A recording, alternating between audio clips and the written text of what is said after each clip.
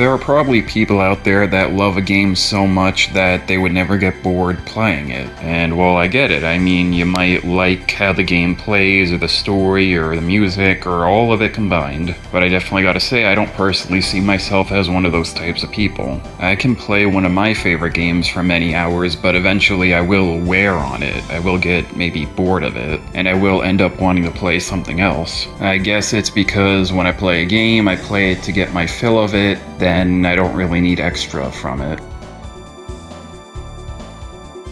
It's very satisfying when you play Minesweeper and you click and then an entire chunk or even maybe most of the board ends up revealing itself, because obviously you just knocked out a whole entire section that you now don't have to deal with. You can now start honing in on the sections that are left and start flagging out the mines. And I gotta say that the best part about this is the fact that it happens just about every time you play. Like, you pick one of the corners and then boom. But in the end you definitely gotta be vigilant, because you definitely don't want to squander the advantage that you just made for yourself by accidentally picking a mine.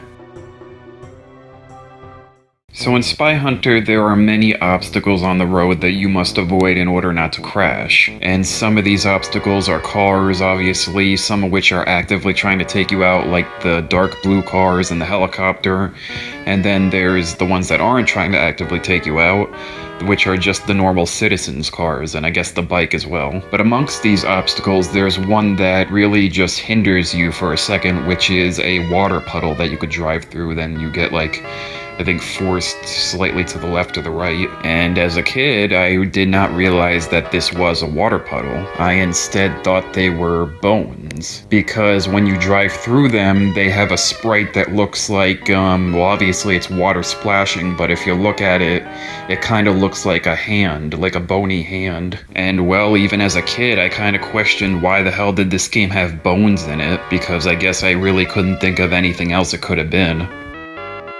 So in the Call of Duty series, more specifically Black Ops 1, you always had weapons and you had attachments for those weapons. More specifically the M16 and its grenade launcher attachment. And whenever you switch to these attachments, you do a neat little animation. An animation of your character's hands moving towards using it, and then when you're done using it, he goes back to the regular trigger. And this was true for all three game modes of Black Ops 1, but it's not true in Black Ops 2. And what I'm getting at here is that in Black Ops 2, when you upgrade the M16 and get its grenade launcher add-on, when you do the animation to use it, it's still there, but when you put it away, it just doesn't happen. And well, this is just something that always bothered me. I mean, why isn't it there? It's just a little animation. It's just gone for no reason. And to top it off, when I was getting gameplay for this video, I did it in the campaign, and there it is. There's the animation. Why isn't it in Zombies but in campaign?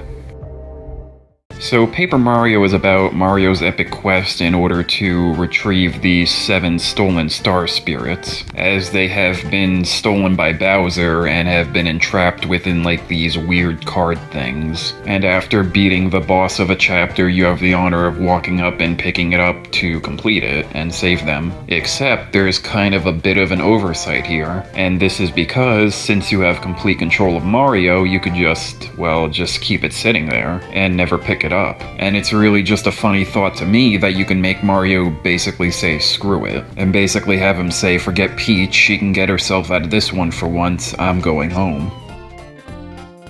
So when I play on older consoles that keep the calendar date within them as well as the time, I feel kind of obligated to put the correct time that it currently is, even though it really doesn't matter. I could just use whatever the default date is and just move on, but no, I put whatever day it actually is, and then try to get the time as close to what actual time it is as possible. And I guess I bring this up because there is just something funny about essentially telling that this console is as old as it is. I suppose there's also the idea that one day that these console dates won't be compatible with the actual calendar. But regardless, I just do this, and well, it makes me wonder if anyone else who has these types of consoles keeps them up to date as well.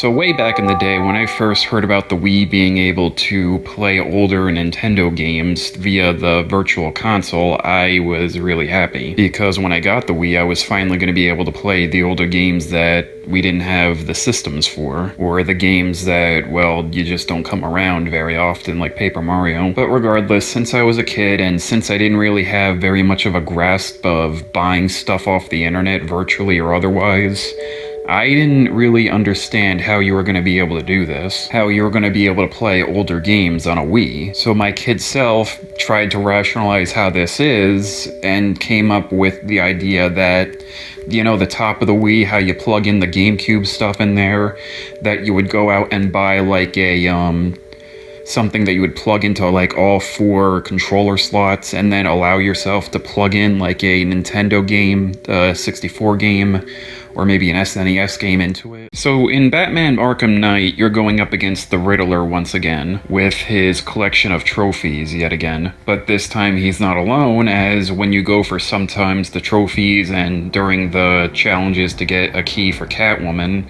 he has a bunch of robotic goons sent after you. And well, I noticed a very cool little detail while fighting against them. That being, when you're doing so, Batman's animations are much more brutal. And this makes sense because he's not fighting against a real person. He doesn't need to, like, prevent killing them. He could just go all out, stop holding back. And again, that's just a really neat thing for the people who made this game to do, even though it's such a little detail that you might miss. Sonic Spinball is a game that I wanna like, but you just can't. Because, like, it's just such a cool idea to have a Sonic-based pinball game where he is the ball and you can move as him. And the one time they tried it, I don't want to say it's a bad game, but dear God, is it frustrating. You'll try to hit him to go like into a corner, but he'll completely miss and bounce all around, and you just get madder and madder as the game goes on. Especially when you get bounced into a death pit and it's just like, ugh, because there's literally nothing you can do about it. This really is such a squandered idea that I feel like if they were to redo today, it actually might be, well, good. Because if they just give Sonic better controls while he's flinging around, then you have a good game on your hands. Or at the very least, something better than what we actually got. So at the beginning of San Andreas, CJ makes his way back to Los Santos, but then immediately gets caught by Tenpenny. And while being captured, CJ is told by him that he must do what he says or he'll be framed for murder. The murder of a police officer. Which, realistically, is a very serious offense. You can do some pretty bad jail time for that, but this is not real life. This is a video game, and a GTA game no less. And because of this, it's just really funny to me that Tenpenny holds this one murder over your head, when in the game you can go out and, well, kill as many people as you like, including cops. Plus, not to mention all the other shit that CJ would be in trouble for within the story, like being able to go into a secret base and steal a $60 million jetpack. So I semi-recently got back into Subspace Emissary and Brawl, since I genuinely can't remember the last time I actually played it, but it's just as awesome as I remember, being able to play as your favorite Nintendo characters as they fight against an evil force. And during this journey, you go up against many different types of enemies, some of which are familiar foes like Goombas or Pokemon, but the majority, like the vast majority, are all unique to this game mode. Like eyeballs with tentacles, or some guy with a horn on his head, or these little like Pikmin ripoffs. Yeah, no, they're weird, very out there designs. And well, I bring this all up because for as weird as those designs are, there's always one that always stuck with me, which is this weird green energy dude. I just don't know. There's something about this thing that even as a kid, it just felt off about him. Like he's a pure embodiment of evil. Alright, so on The Simpsons Hit and Run, there's really no enemies in the game outside of the police and the WASP cameras. And whenever you successfully destroy these WASP cameras, you get a set of coins. And well, when you get these coins, there's always been something that always bugged me even when I was a kid, which is when you look at the way the coins fall, there's one that always falls above the rest. Like there's one that's elevated from the rest, and I never understood why. And it's like every time, and it always just stuck out to me. And well, originally I was going to ask why this is, because that was always just so weird. I think I actually might have figured out the answer by looking at the footage again. My guess is that the wasp itself is worth a coin for destroying, so by destroying it in the air, it's going to end up above the rest. That's only a guess though. So I recently played through a childhood classic in the form of a I Spy game for the PC, and well, the game is just as charming as I remember it. Unfortunately though, this being a kid's game means that most of the levels in the game actually are really easy to complete, to find everything. But I definitely gotta say, there are some levels in this that I couldn't figure out immediately. Like, there are one or two things that were actually pretty well hidden and actually took me a few minutes to find. And because of that, I feel like playing I Spy sometimes can be the purest definition of something staring you right in the face, but you still don't see it. So when I was a kid, I played the SpongeBob movie game, as probably a lot of us have, and for the most part it followed the story of the movie, as any good movie game should. But this was the console version. I also played the PC version, and well, this version does stick to the regular script of the movie, but takes a lot of liberties. Some of them are good, like being able to play as Plankton while he steals the crown, or Mindy trying to get out of the castle. But some of it is just so bizarre and really shouldn't have been here. Like SpongeBob trekking through caves, or trying to go to a chiropractor. It's really dumb. And even as a kid, it always bugged me that it was there for no reason. But this might just be a me thing, because I remember once telling my friend about all this stuff, and he said it actually made the game sound more interesting.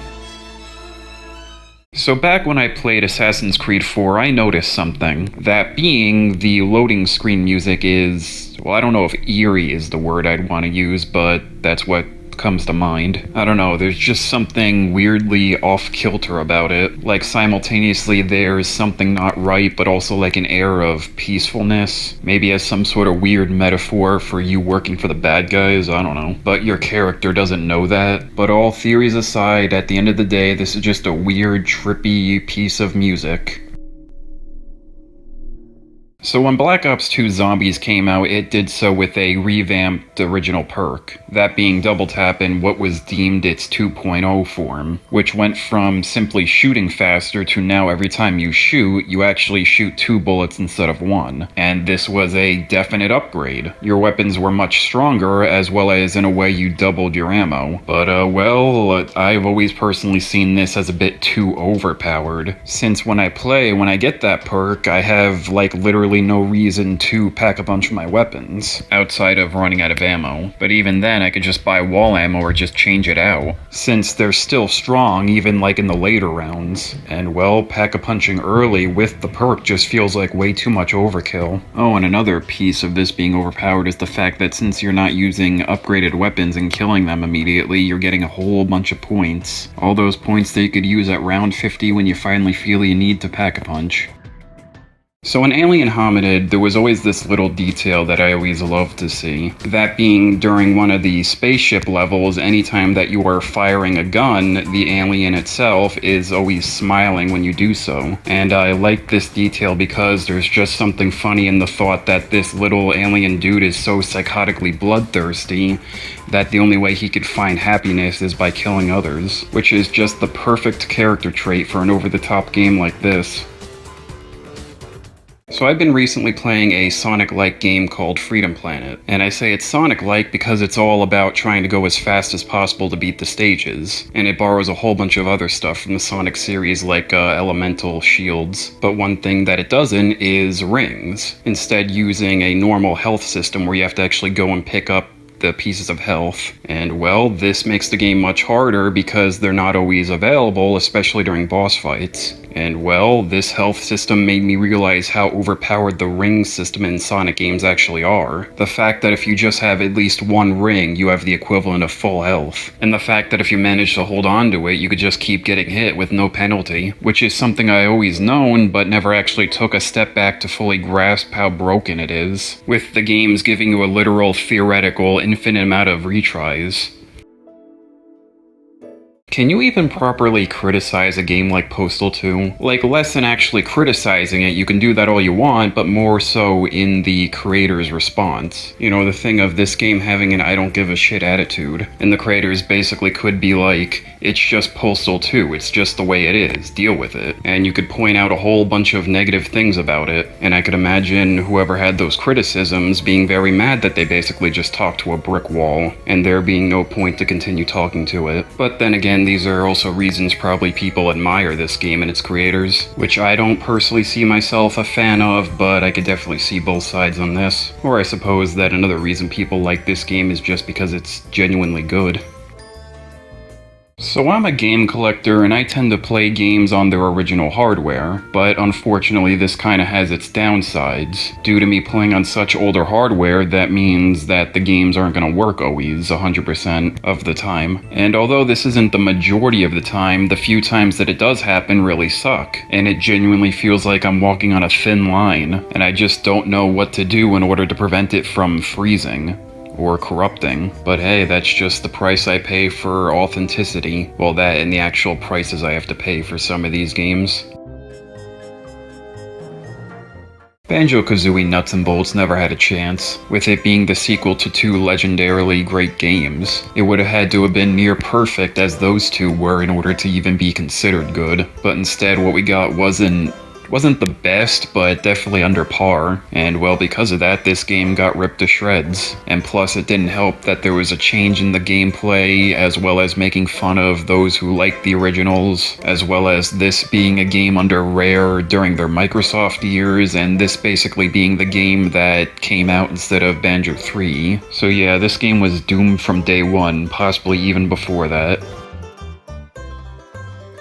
So in modern GTA games, whenever you go to your house or apartment, there's usually always a bunch of stuff to do in them, like watch TV or drink something or listen to the radio, I think. And well, this stuff never existed in the older ones, but it kinda sucks because specifically in at least San Andreas, there are interiors to the houses that you buy, and I suppose Vice City too for some of them, but more specifically in San Andreas, they're more detailed and there's more stuff in them and more rooms. And I know it'd be a bit too much for them back then to have made the TV work and actually watch stuff on it, but I will say it really sucks that the stereo stuff doesn't work. You know, like being able to go up to your stereo and just listen to the radio stations in your house and just lounge around it and listen to them. That would have been neat. Hold on, no, you could just do that in the closet, although unfortunately I don't think you could choose what station in there.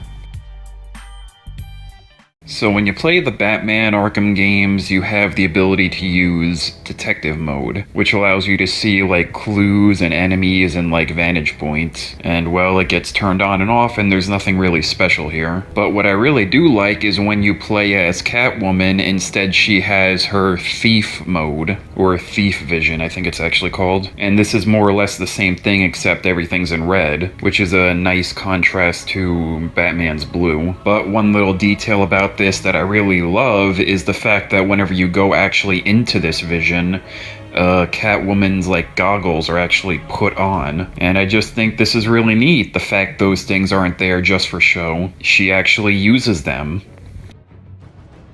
So the World at War campaign is a very brutal interpretation of World War II, especially in the Russian part of it. And well, one of the aspects that I love about this is the fact that the story that is told is specifically told in a way that makes the Russians seem like they're completely alone. They really do make it seem like they're on their own, trying to fight against the German invaders, and then eventually push back against them, with it making it seem like more of a personal vendetta, with the other allied powers literally just having a blink and you miss a cameo during one of the cutscenes and that's it. And another reason I love this is because it's just a hard contrast to the earlier Call of Duty games where it's everyone trying to work together. In this one, it's just all you, or all the Russians. So I've been an Xbox gamer for basically all my life, and because of that I have become an avid achievement hunter, with me actually getting to 250,000 gamer score semi-recently. So because of this, it feels weird to me to finally have opened a Steam account, and this is because obviously Steam has their own achievements, and well, it's just like I'm starting all over here. I have basically nothing to my name on there. And that basically, to me, brings up the question of, will I become an avid achievement hunter as I am on here as there? Or will I just be more laid back? Only time will tell, I guess. Also, happy 200th Random Gaming Thoughts. I can't believe I made this many.